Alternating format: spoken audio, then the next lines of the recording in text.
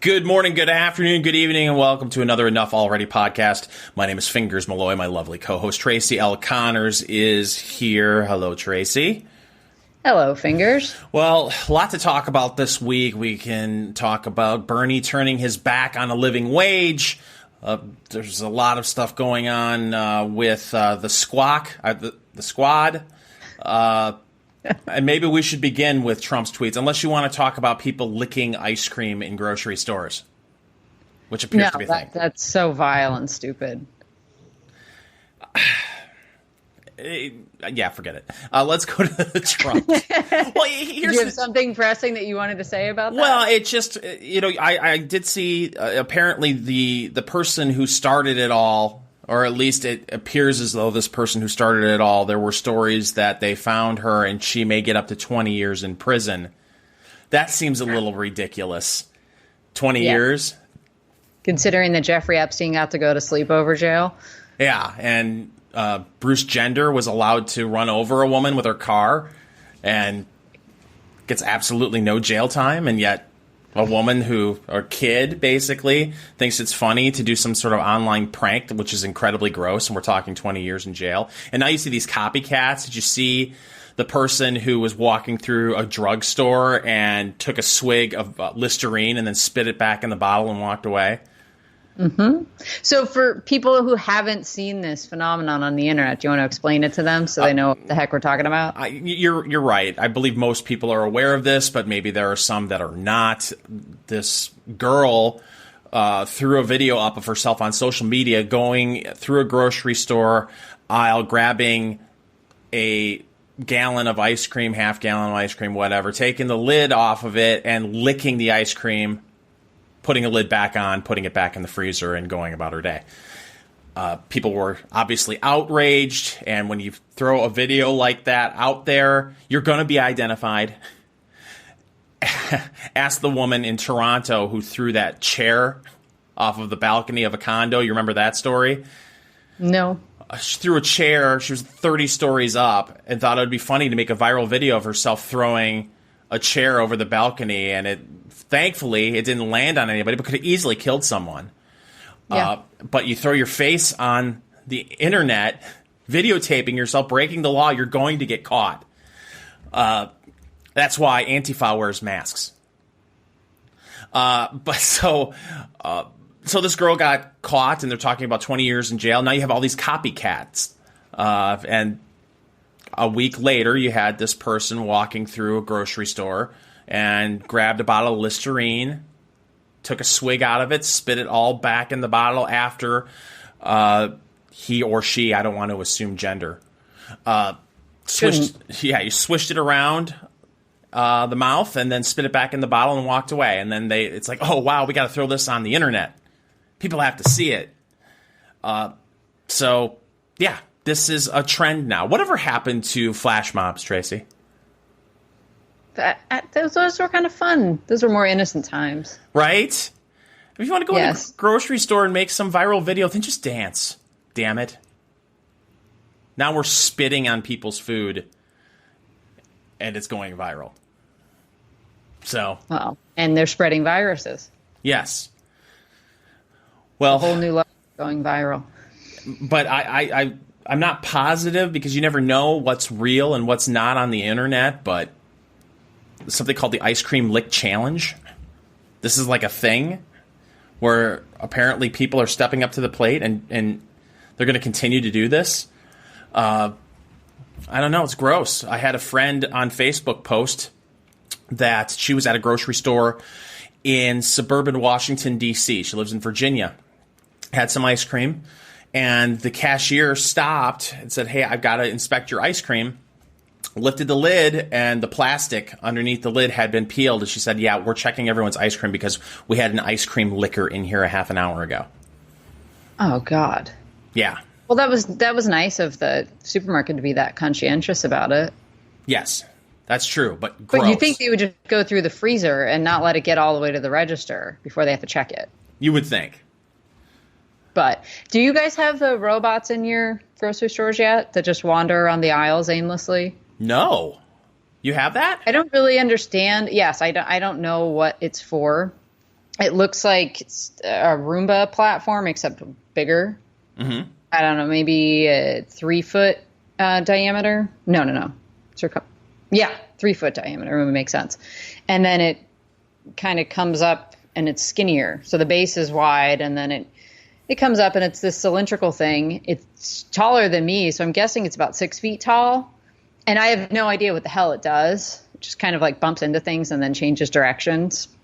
I don't know if you can ask it for stuff or if it spits out coupons. I don't understand the whole point of it. And there's no sign on it like, hi, I'm a robot and this is what I do. I can help you. But I'm wondering if they can just give those things pellet guns or some stuff and have them patrol the ice cream miles, or look for, teens that appear to be up to no good. So now we'll take that whole getting followed in the store to a new level by just having robots. Hell, give that thing a taser. Well, are they paying it a living wage? I don't know.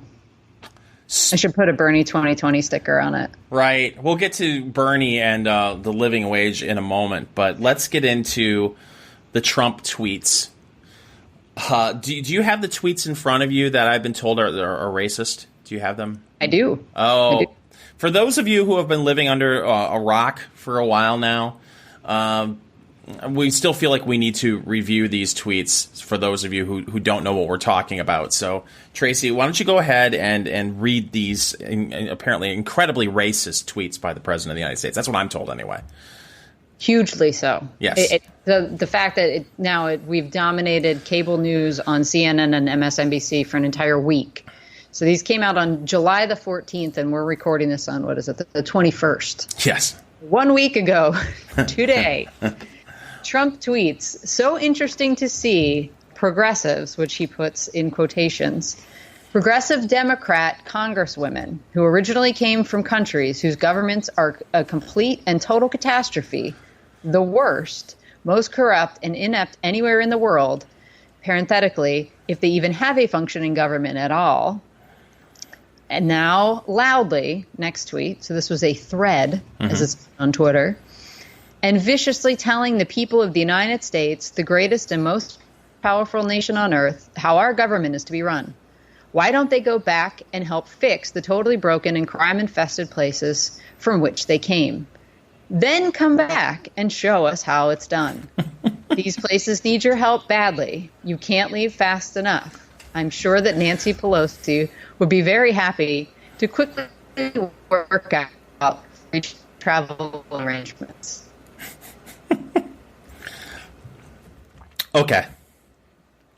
And that was turned into the media for the last 7 days has said that he basically just tweeted, go back from where you came from. Yeah. Get out. And that they're incredibly racist. Yes, of course. Now, first of all, this is the thing they don't understand about Donald Trump. And it's this. He will punch you in the face whether you are a white male, a lesbian, a person of color. He doesn't care. He treats everyone the same, which is, I thought that's what we were trying to get to in this country, where you treat everyone the same. But apparently, you're not allowed to do that in 2019, especially if you're a white dude. Forget about it. You're not allowed to tweet anything that's critical of a person of color. Tracy. POCs. Well, wasn't it just a week ago that he was in a gigantic fight with that Megan Rapinoe woman from the soccer? Yes. But she's a lesbian. She's a POC, right? But there wasn't anything about, I don't think that was put into some gay bashing category, was it? No, it was just he's a sexist. Okay. And then the British ambassador that he trash talked that actually got sent home? See, and this is exactly where I'm going with this. If he perceives you as an enemy, he's going to punch back. Verbally. Yeah. Pretty hard. But he also said, come back. Yes. To go back there, fix it, and then come back and tell us how it's all done. So it wasn't, we're going to deport you tomorrow, even though 3 of the 4 of them. And I mean, there's so many interesting things about this, and it's, How many progressive Democrat women? I mean, everybody just assumed they're talking about the squad. What did you call them? The squawk? I like to call them the squawk, but that's pretty good. Thanks. It's not bad. I've heard them called the squat too. But yeah, everybody just assumed it was them, and he doesn't name any names. It's just, if you're going to sit around and bitch about how terrible we are, right? And I think it's really interesting, and I don't know that Ilhan Omar has invoked the concentration camp nonsense. Do you know if she has? I don't believe she has, but I'm not positive. I don't hang on her every word. Right. I wouldn't put it past her. I know she's spoken about the conditions at the border and such. This is a woman that spent, I think, 4 years living in a refugee camp. Yes. Is she trying to tell us that that was worse than what was going on here now? I bet you they didn't even have toilets. Probably not. But my question is, and this is a little bit apples and oranges, but not really, because he's not a U.S. citizen. But if Piers Morgan were still working for, he was doing his little CNN show in the United States, and it was nightly bashing the country. And do you think for 1 second that President Trump wouldn't say the same thing to Piers Morgan? No. You and I both know that he would say the same thing to anybody who was upsetting him or annoying him. Yeah. And I think, and it's so silly. Like, they never get sick of being like, oh my God, he's such a horrible racist. There was an entire panel that I watched this morning on MSNBC. It was like boiling over with rage. We all knew this. This is just more confirmation. And then they cite all the stuff that's already been debunked by, at least in the minds of everybody that supports him, the laundry list of things that make it so. Oh, see, but now what they're trying to do is make the leap that, okay, not only is Trump racist, at this point, after these tweets, if you dare to support the president of the United States and if you vote for him in 2020, then you're a racist. Mm-hmm. It's a hell of a campaign message. Really? Yeah. It is. Well, I mean, it's just they've updated deplorables. Right. And that worked out so well for them in 2016. Right. I'm kind of surprised. Everybody got all upset that at his rally in North Carolina, the crowd started chanting, send her back, send her back, send her back, which is then confirmation of what you just said, that all Trump supporters are obviously racist. But you can easily pivot that into send her home, send her back, get her out. Yeah. What? I don't have any tolerance for any of this. When it was just a couple of weeks ago in Portland, you had Antifa running around with their crowbars of tolerance, hitting people in the head, and with their moderate milkshakes, throwing them in people's faces, and the mainstream media didn't want to cover it. And I have not seen anyone from the mainstream media go up to any of the squawk and ask if they disavow the Antifa violence. There was a right-wing reporter who did it. Mm-hmm. But yes, somebody from Rebel Media got to all of them, I believe, or at least I saw videos of Ilhan Omar and AOC, and I believe Rashid Tlaib being asked by a reporter right to their face, no way they didn't hear it, will you condemn the attack on the ICE facility? And they just pretend that they don't hear you. They didn't even play the I'm on the phone game. Right. Just outright. And the guy said it 3-4 times to each of them. So I have no patience for any of this. They're not going to do it. No, it's silliness. You're grown adults and somebody's telling you to go home and then come back and tell us, and you're going to spend a week crying about it, hold a vote on the floor to condemn the president and his awful language. What good does that do? Because that's like when I say I'm going to write a strongly worded letter. Absolutely. Well, next to no action regarding the border and the crisis there. But boy, they can rally the troops to condemn a tweet. It's crazy. Well, a bunch of them did go down to the border. For photo op. And you want to talk, yeah. And it's so, talk about dehumanizing behavior. They're treating those people like they're in a zoo or something. Right. It's really kind of grotesque, but this was one of my favorite articles to come out of this, Fingers, and I'm going to hit you with this even though I didn't put it in our notes. Mm-hmm. This is a HuffPo article about this. Okay. Ready. Federal law says, quote, go back to where you came from counts as discrimination. Oh, Jesus Christ. The U.S. Equal Employment Opportunity Commission cites the phrase President Trump recently used against 4 congresswomen as workplace harassment. So I beg them, please, please file a complaint with the Equal Employment Opportunity Commission and see where that gets you. Do you think they'll force Trump to go to sensitivity training? Oh my God, it's so funny. But at the same regard, I mean, couldn't he use those same stupid laws against them and just be like, these people call me a racist every 30 seconds? Yeah, they're discriminating. Right. They're discriminating against orange people. That's a protected class, isn't it? Right? Would think. But meanwhile, he spent the last 2-3 days. I don't even understand why this rapper. I can't even remember his name. I know there's an ASAP in there somewhere. Yeah. Is being held in Sweden or something. Yeah, he got in a bar fight apparently. Oh, okay. Rocky ASAP.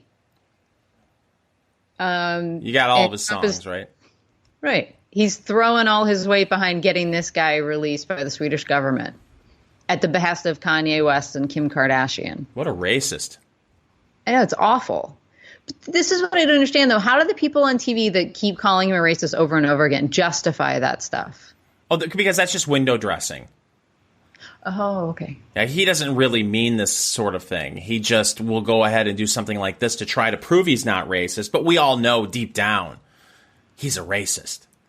You know, he'll go to the lengths of putting pressure on another foreign leader to get a rapper released from prison just to cover for all this stuff. Because that would stop them from saying all of it? It's projecting, because that's the kind of thing that their side would do. Okay. It's my theory. I mean, it's as good as anything else. I just don't understand. I watched like back-to-back blocks on MSNBC this morning where they're talking about what a racist he is, and then they cut to them talking about him trying to get this rapper released. And there's no connection between the two whatsoever. I just don't know how people on the political left live day to day being this outraged. Look, I was not a fan of President Obama, but he didn't live rent-free in my head. It's like these people cannot go on with their daily lives without being obsessed with every little tweet, every little comment, everything he does. It's ruining their lives. It's crazy. But that's why I find it so amusing. You're watching mental breakdowns on television every day. And I don't know, they should be on meds, and I assume that they're just not taking them to go on air to punch up the drama factor, maybe. Well, you have to wonder. I don't watch MSNBC like you do. But, my God, okay, they had, this is 7 days past these tweets. And he clarified them the next day in a press conference, I believe. And they're still talking about the tweets and how racist he is a week later. I mean, it's amazing to me. And then I don't know if you saw a reporter went up to Lindsey Graham and confronted Lindsey Graham. Did you see this? I'm paraphrasing the conversation. If you folks didn't watch or didn't see this clip, the reporter said, "Listen, in 2008, John McCain was confronted by a woman at a town hall and said, I don't trust this secret Muslim or something to that effect." I don't remember exactly what she called then Senator Obama, and John McCain took the mic back and said, no, we are not going to go down that road, and criticized the woman who was asking that sort of question. And the reporter said, "Hey, well, you know, your good friend, your good buddy John McCain behaved that way. Shouldn't we expect the same out of Donald Trump?" And I believe this may have been after the chanting at the rally. And he said, Lindsey Graham has really grown a pair since John McCain passed away. And he said, listen, John McCain never had to deal with this kind of silly crap every single day. And then just walked away. Oh, in another clip, he called them a bunch of commies, didn't he? Oh, I didn't see that. Yeah, I'm pretty sure he called them. This is Lindsey Graham talking because they kept, everybody's got to condemn. Do you condemn what Trump said? This is part of. I think 4 Republicans voted with the Democrats to give him a slap on the wrist, a note on his permanent record. But no, Graham wasn't having any of it, and he referred to them as communists and socialists and all this stuff. And that, of course, is incredibly offensive. How dare you? Meanwhile, AOC calls herself that. She's part of the Democrat Socialists of America. Here's the quote, which Trump quote tweeted. So he says, this is what Graham said. We all know that AOC and this crowd are a bunch of communists. They hate Israel. They hate our own country. And they're calling the guards along our border, the border patrol agents, concentration camp guards. They accuse people who support Israel as doing it for the Benjamins, which was something that Ilhan Omar tweeted. Yes. They are anti-Semitic, they're anti-American, and we don't need to know anything about them personally. Talk about their policies. I think they are American citizens who are duly elected that are running on an agenda that is disgusting and that the American people will reject. What does it mean for America to have free health care for illegal immigrants, no criminalization of coming into our country?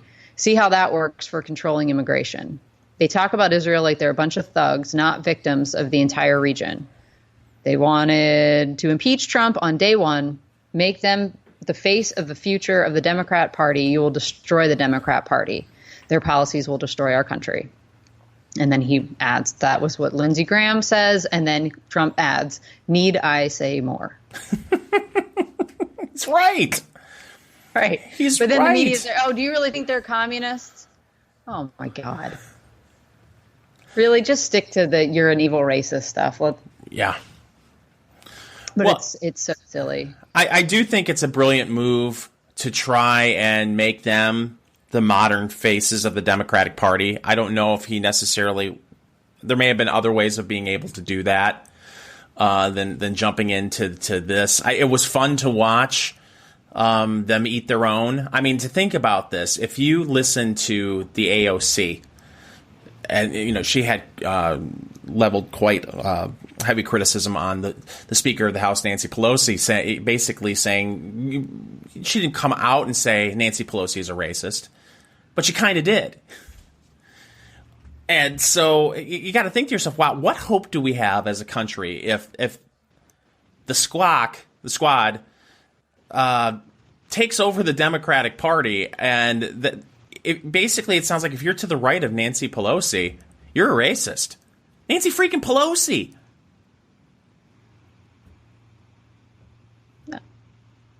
I know. But he made them kind of all join back up together now, forcing those women to be the face of the Democrat Party, forcing Nancy Pelosi to defend them. And you know how much they hate that. You know how much they're working behind the scenes to get rid of these women because they're a pain in the ass and they're nuts. But look, they're nuts, but Nancy Pelosi and Chuck Schumer and the mainstream media are the Dr. Frankenstein in this story. I mean, for decades, they've laid the groundwork. Oh, you know what? Republicans are racist. Republicans are racist. They're keeping minorities down. They hate women. Year after year after year, election after election after election, Mitt Romney was a bigot who would be just fine and happy with women dying of cancer. John McCain was a racist. And now you create this political environment where your base actually listened to what you were saying and took it to heart. You create this monster. And now not only have you created it to go after people on the political right, if you aren't left enough, they're going to go after you too and want you out of the party. Yeah. It's going to be so much fun the next year and a half. The question is, there's going to be a power struggle. And traditionally, I would say, okay, Nancy Pelosi, it's no problem. She's going to win this, because A, these 4 people are lunatics. But B, Nancy Pelosi is Speaker of the House. And the reason why she's Speaker of the House largely is because she is a fantastic fundraiser. And but she's also, how old is Nancy Pelosi? 76? She's I think we look this up just about every other week. She's up there. Yeah. If these ladies continue to attack her and weaken her politically. She's 79. Holy Christ, she's 79 years old? Mm-hmm. I mean, how much longer? It's hard for them to walk away. I think we've established this. Well, how old is Dingell died in office, didn't he? No, he stepped down and then his wife ran for his seat. But, I mean, you got Orrin Hatch. How old was he when he finally said, okay, enough's enough? 84? Right. Especially if you're Speaker of the House. It has to be difficult to walk away. But, my God, if you're going to be 80 and you got what appears to be children, when you're 79, 80, these are kids biting at your ankles. She may just get to the point where she says, the hell with this. So I could see there's a roadmap there to where these women become much more powerful and influential in the Democratic Party. I mean, they are influencing the narrative and the rhetoric of the 2020 election on the Democratic side. There's no question about it. The Green New Deal. We went from President Obama saying not too long ago, we're a nation of immigrants, but we're also a nation of laws, to more than one candidate acting like we shouldn't have borders at all. And I believe every candidate on the stage at both debates raised their hands and said that they would include health care benefits for illegal aliens. If you could even say that anymore. No, I don't think you can. What is undocumented immigrants? Is that what it is? Sure. But isn't it amazing? It's been pointed out repeatedly that California already, I believe, passed a bill, and it was signed by Governor Newsom to provide health care benefits to illegals. But they're going to make you pay for it, Tracy. Oh, of course. No, they increased the gas tax to pay for it. Oh, is that what they did? That was one of the ways that they're going to fund it. I don't know how you come up with a budget for that, because these people are, again, undocumented, which means they're not counted. Right. So how do you even put a budget together? We're going to cover all these undocumented people. Well, how many of them are there? Yeah, we have a decent guess. And we won't let the census ask the question if you're here legally or not, if you're a U.S. citizen. Right, but there's an easy way to figure this out, like who are citizens and who aren't. It's Social Security numbers. Right. I mean, I get it. The census is supposed to tell me where people are so they can apportion voting properly. But they know who the hell every American citizen is. So the whole point of that would be you just get that number and then subtract it from the number of citizens we know that there are. And then you got your illegal count if everybody turns in their homework. Well, that's the thing. And then you're giving out the driver's licenses, and you continue to move further and further to the left. And you would think a responsible political party would analyze what went wrong in 2016, where they underperformed, and say to themselves, we need to tailor a message that will win over the people that turned their backs on our party in 2016. And instead, what you're seeing is people saying we need to eliminate the Electoral College, and we're going to move further to the left. And anyone who doesn't go along for the ride, you're a racist. Yeah, it's going to be excellent. It's a fantastic political message. But what else is going to be interesting is to see who is going to come away with the nomination and what they are going to have to say during the campaign to get the nomination. I mean, they've already got, I don't know if you saw that devastating ad that the RNC put out a week ago. It was about the squawk. Oh, yeah. Yeah. And the talking, you had the AOC talking about how we have concentration camps on the border and, all these, laughing about Omar, kind of giggling about Al-Qaeda and stuff. And then footage of Antifa with the crowbar of tolerance and then the blown up car. And then saying, what does the squad want? The text said, what does the squad want? Anarchy. But not the good kind that I like. Right. No, I think that's what people don't understand. And it annoys me a little bit when they call these Antifa anarchists because they don't have the modifier on the end, which is they're anarcho-communists. Yeah. Versus anarcho-capitalism, which are two totally separate schools. And anarcho-communism is the outcome of Marxism. Like he even says this, like someday the state will fall away. And then we just live in this utopia where from each according to his own to need, or from each according to his ability to each according to his need, whatever. And I've actually had this discussion with ANCOMs that I've met that predate the Antifa days, I guess, but Black Bloc was still around. So, and Antifa is from the 1930s, 20s and 30s. But I remember when we were at Netroots way back in 2012, I was chatting with a gentleman from the Pacific Northwest, if you can believe it. Oh, wow, shocker. So he tells me that he's an anarchist. And it's like, oh, so am I. That's cool. So what does your anarcho state look like? Well, everybody's, they got all the stuff that they need. Everybody's taken care of. Okay, well, what's the enforcement mechanism? What do you mean? How do you make sure? So everything gets divided up, right? And then you just take away all force to maintain that.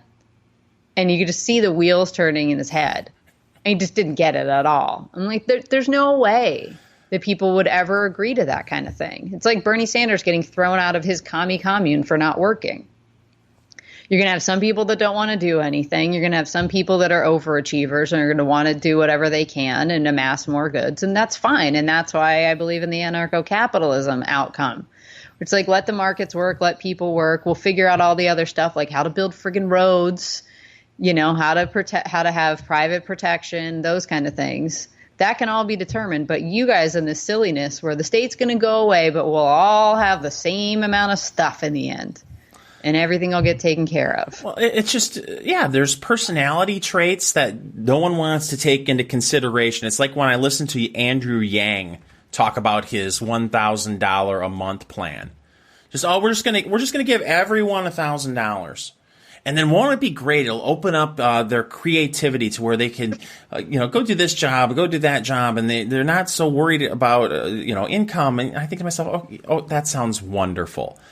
But what about the people who are getting $1,000 a month who are going to just take it, split it, the rent on a studio apartment and just sit in an apartment all day playing video games and smoking weed on government money? Right. Well, it's back. Remember during the Obama administration, they came up with that thing called fun employment, where it was unemployed people. I don't remember this. They were just having fun. Oh, yeah. And Nancy Pelosi was talking about how great it was because they kept extending unemployment. Remember? It was, I can't remember what it got out to. Was it 2 years you could get unemployment benefits? Yeah. And the idea, they'll always be like, well, you paid into it, so it's fine. It's like, did you pay into it to cover your ass for 2 years? And then I don't think people understand that the employer, their last employer, is paying the other half of it. Right. So you really want to screw over businesses. It's like, let's just keep extending unemployment. So the business every month is sending money to people that are sitting on their butt somewhere. Yeah. Or they're exploring their creativity, which is such a friggin' joke. How many actual creative people do you know that have made a living being creative? No, what they like to do is they sit around and smoke pot and talk about all the wonderful things they're going to do. And, yes. And that's not a knock on people who smoke pot. God bless. Don't care. Yeah, don't care. But you're right. I mean, there's some people that have a drive, and then there's some people that don't. And if you just go handing out money, and you think, well, it's not enough to survive. But like you said, you get a bunch of people that don't want to do anything, and they can pool that $1,000 to get rent, pay for food, and all that stuff. Then they can just sit around all day thinking about how they could be creative. I'm going to start tomorrow. They end up getting involved in pyramid schemes and selling essential oils and stuff. Yeah, I'm going to play this video game right now and smoke a little weed. But tomorrow, man, that's when my creativity is going to shine. Right. And then the next day rolls around. You wake up at 2 o'clock in the afternoon because you're up until 5 o'clock in the morning playing video games, and you're not feeling so creative yet. So you just play some more video games and smoke a little bit more weed and be like, tomorrow, man, tomorrow I'm going to be creative. And, the next day you wake up and you're 40. And you just pissed away 15 years of your life. But thank God for that UBI. Right? Yes. That really allowed you to explore your creativity for 15 years. And it's totally fair to the people who are dragging their asses back and forth day in, day out to a dead-end job trying to support their families and don't want to sit around, play video games, and smoke weed. They want a little bit more out of their lives, that their tax dollars would be going to people who don't give a shit. But see, Yang would say, well, I'm going to give everybody $1,000. How about if I just keep more of my own money and you don't tax me as much, and that money doesn't go to people who are going to sit around and play video games and smoke weed? Right. How about that do idea? You notice that that's never on the table from the Democrats? Really? No, it's How about not. y'all just keep all of your money?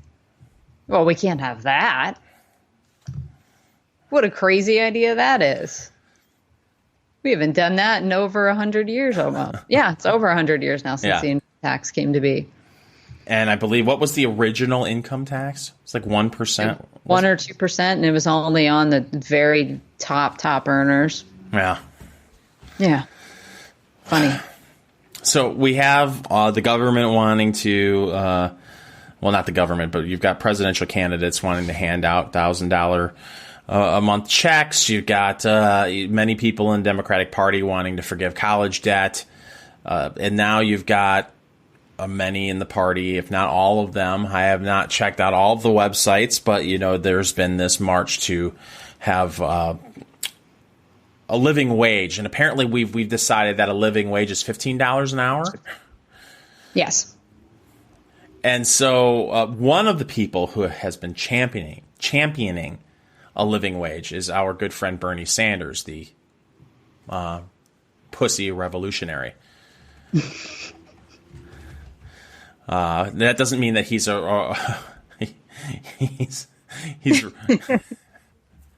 he's a wuss. Is what I mean. Yes. So it comes out this week that Bernie Sanders, progressive hero, not paying his campaign people a living wage, Tracy. I, for one, am shocked.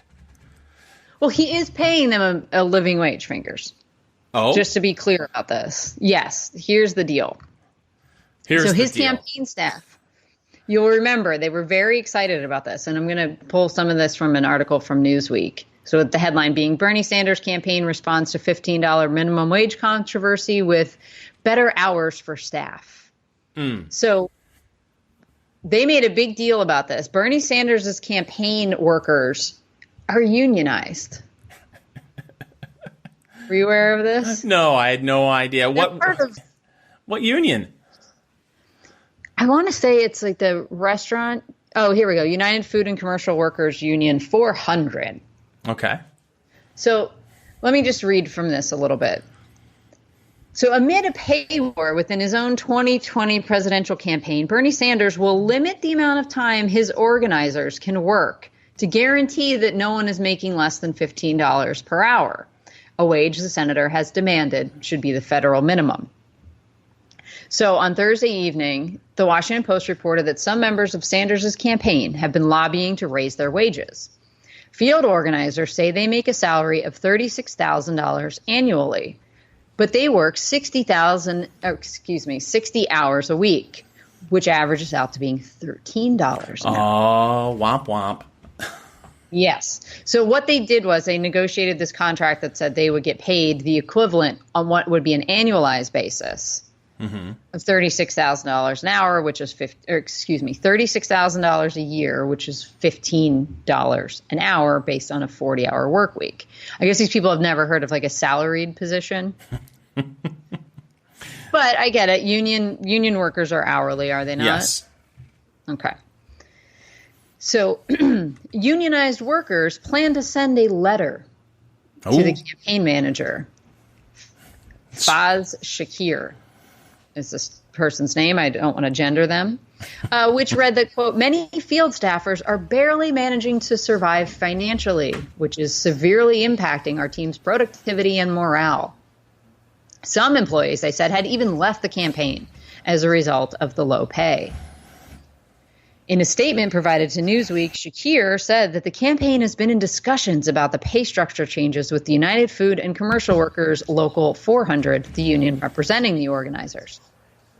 Quote, we look forward to continuing those discussions and obviously are disappointed that some individuals decided to damage the integrity of these efforts before they were concluded.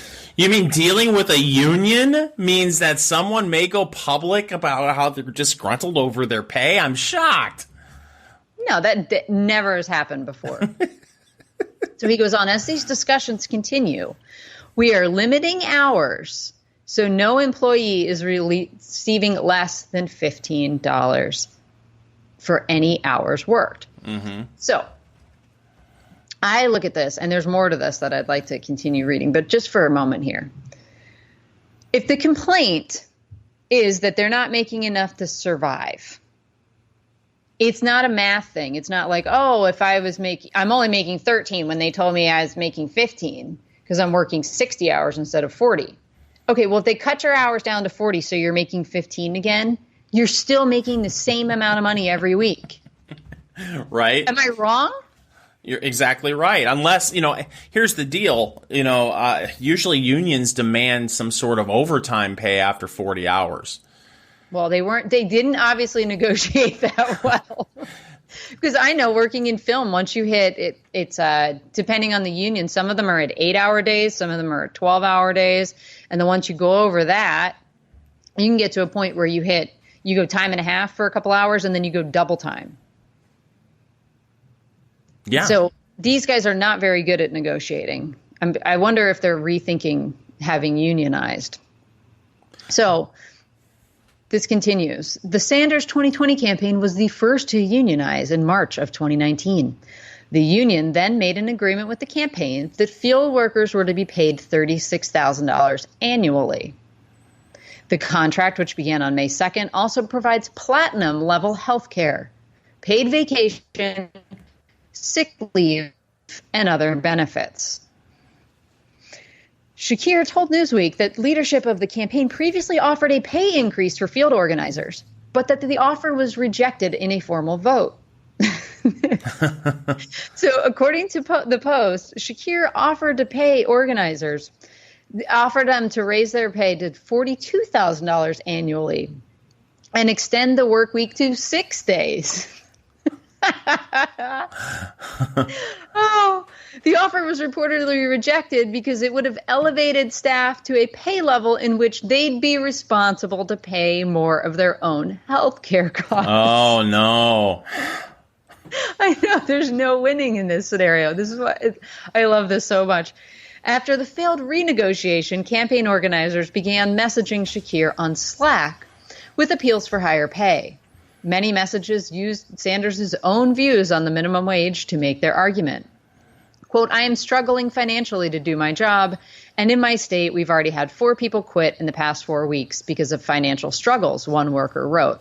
Another said they needed more pay because, quote, I need to be able to feed myself. So the union representing Bernie 2020 workers has been working this week on a new proposal to send the campaign, according to the Post. It asks that field organizers be paid $46,800 annually and regional field directors be paid $62,400 annually.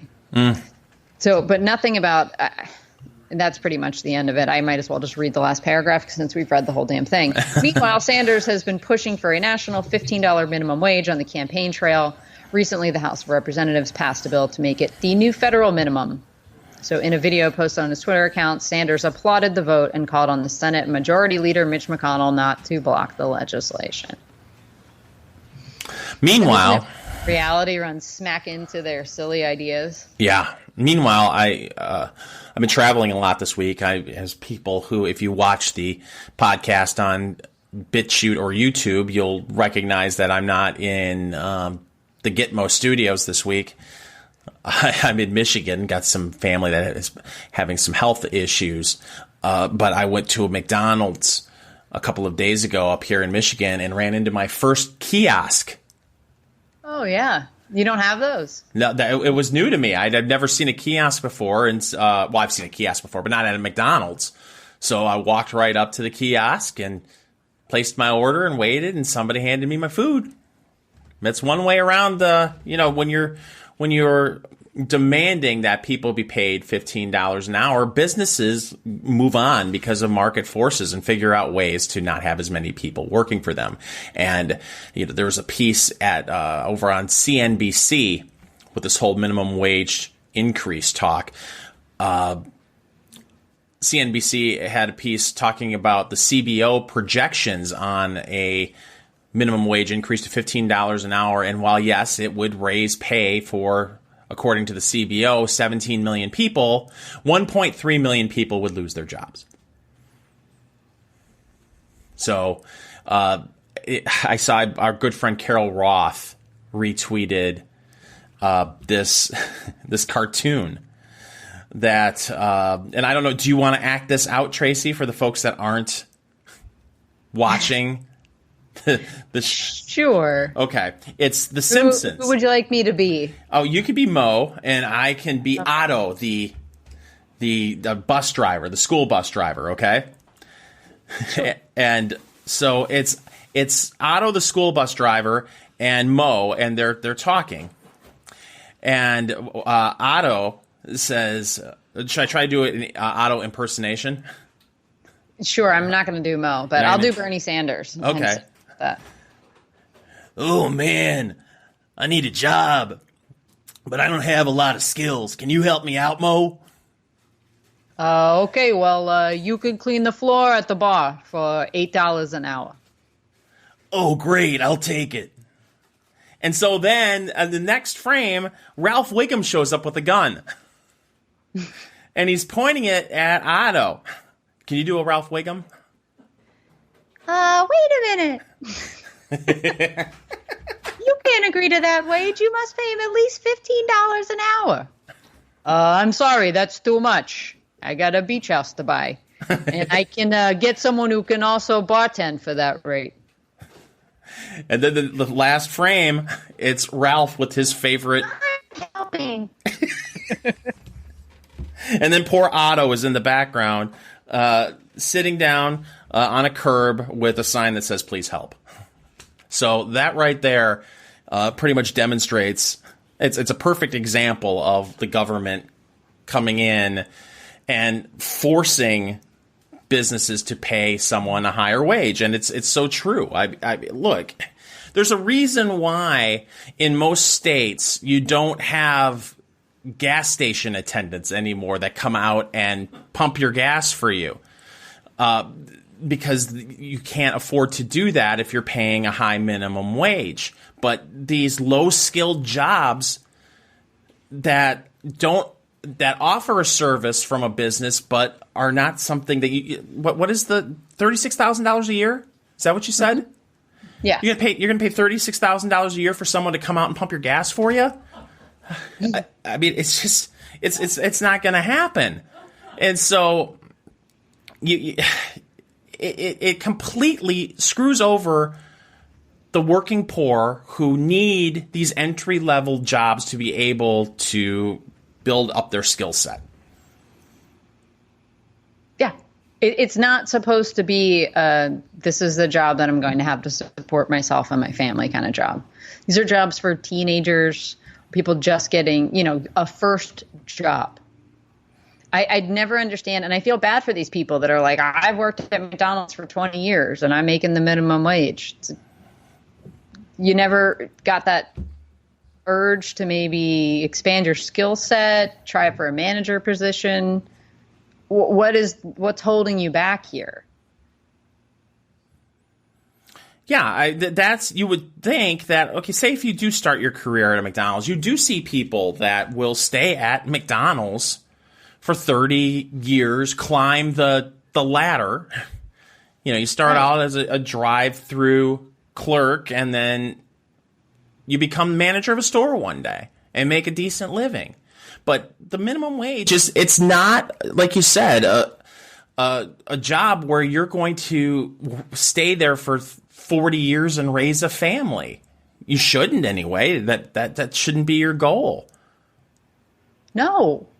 And you should anymore. I feel like if you really put your mind to it and figure out what it is that you like doing, there is a job that will pay you to do that thing. And this is something they don't teach kids in school. Nobody ever came to us and was like, what do you actually like to do? What do you spend your free time doing? But you had guidance counselors. That did jack shit. Right. Like, here's your college applications. Make sure that you sign those checks. I mean, honestly, they would be like, here's your SAT scores. These are the schools that might accept you. But we've talked about this on the show many times, where high schools just do not prepare kids for real life. Right. This is why you got a group of adults running around bitching about college loans. Yeah. Did no adult around you intervened in your life and said, hey, you might not want to do that? I mean, AOC is a perfect example. This woman has an economics degree and she's in debt. Like, that should be a rule. Don't ever trust an economist who's in debt. I'm serious. This is pretty basic. And nobody's asked her. I know she tried to have a little startup thing going on, and she did a bunch of community rabble-rousing work and such. But she went to one of the best schools. BU is a damn good school. Mm-hmm. She got a degree from there. And then she's bartending still in her late 20s and then complaining that this is the first job she's ever been able to afford having health insurance. Whose fault is this? Well, my question too is, okay, look, is it a bachelor's degree in economics? Yeah. I would assume so. That's one of those degrees where I say to myself, okay, I mean, that's certainly better than a women's studies degree. In theory. But what are you going to do with that once you graduate? And I know I'll probably have some economics degree graduates who will hit me up and tell me how wrong I am. But look, okay, a business degree, okay, and I'm sure that there are places for people with an economics degree, but it's just one of those things where it's like return on investment. 4-year, I can only imagine what a 4-year education costs at. Where did she go? Boston University or Brown University? Boston University, I believe. Boston. My gosh. I mean, it's got to be damn near 6 figures, you would think, for 4 years. Mm-hmm. Okay, that's great. Now what? Right. Well, as of 2016, and let's remember, she's about, what is she, 28 or 29? 28 or 29. So this is a little bit out of date. It might have been cheaper, but it's $50,000 a year to go there. Holy crap. And Boston is not a cheap city to live in. No. So, I mean, you're living on campus, fine. And I don't know if that covers room and board. Average cost. And I don't know. I'm not going to nitpick all of her stuff, but it says, full tuition figures, Boston, they estimate it'll end up costing you $72,000 a year to go there. And that's obscene. Yeah. I've already am trying to direct my kids to do what I did, which is go to a community college first. And well, they make you take all these stupid classes to graduate anyway. Like your kids will be forced to take something equivalent to women's studies. oh yeah. And you're never going to use that. There's nothing practical. Well, it's so ridiculous. Listen, I was a non-traditional student. I went to community college out of high school, got my associate's degree, went to a 4-year university, but then I got a good paying job and I left my senior year at a 4-year university and then went back to school. And the first class I took at Indiana University was Sex and Society. It was 15 weeks of watching porn. Now, listen, I guess that could be valuable to some people, but I had friends that talked me into it, and I was like, okay, I'll go along. Let's see what this is. And it was basically 15 weeks of watching like the worst fetish porn ever. And the class cost, I don't know, $650, $700, 3-credit class. Did it check a requirement? It checked a requirement. It checked a humanities requirement. Yeah. That's the kind of stuff I'm talking about. That's what you spend your first 2 years doing anyway. Yeah. You have to take this stuff. I had to take 2 gym classes to graduate. How absurd is that? Yeah. Yep, I took Tennis 1 and Tennis 2 back in 1990. I took golf and exercise for stress management. And in exercise for stress management, we meditated and colored in mandalas. Wow. There was no physical exertion whatsoever in that gym class. And I needed to take it to graduate. And you went to a Big Ten school too. Yeah. No, it's silliness. Crazy.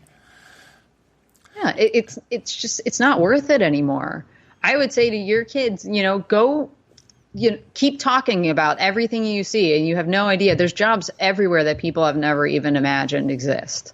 Yeah. So think about what it is that you like doing, and then think about all the different jobs that are associated with that. You know what I would have?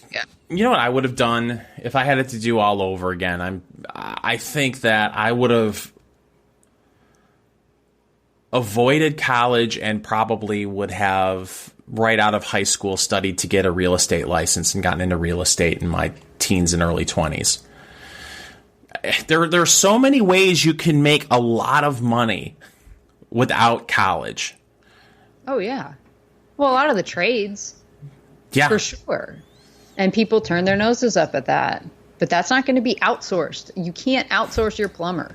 Right. You're not going to have a robot being able to come into your house and do basic plumbing. It's not anytime soon. At least, no. I don't know. Well, we're an hour in, Tracy. All right. I think the only thing I'm looking forward to this week, Fingers, is the next Democrat debate is happening. Well, excuse me, not this week, but the next week. They only who's going when. And everyone qualified for the second debate, right? Except for obviously Eric Swalwell dropped out. Oh, not everybody qualified for it. Still. Joe Sestak, who was a congressman from Pennsylvania, threw his hat in maybe a week or two ago. He's not in there. Mike Gravel keeps not making it, even though he has, from what I've seen on the lefty Twitter that are fans of his, he's got 67,000 individual donors, and they say de Blasio's got 6,700. And they're not putting Gravel on the stage. He's an ornery fellow that's quite interesting and entertaining. But is the hot yoga instructor is going to be in there, right? Marianne Williamson, yes. Yes, okay. She's on the first night. And the big scandal is, so these are a randomly drawn kind of thing. Pick names out of a hat. Sure they are. Night 1 is all white. Oh, that's great optics. It is. And night 1 is going to put Bernie versus Elizabeth Warren right at center stage. How she still has a political career it's just stunning to me. But I think she's polling number 2 now.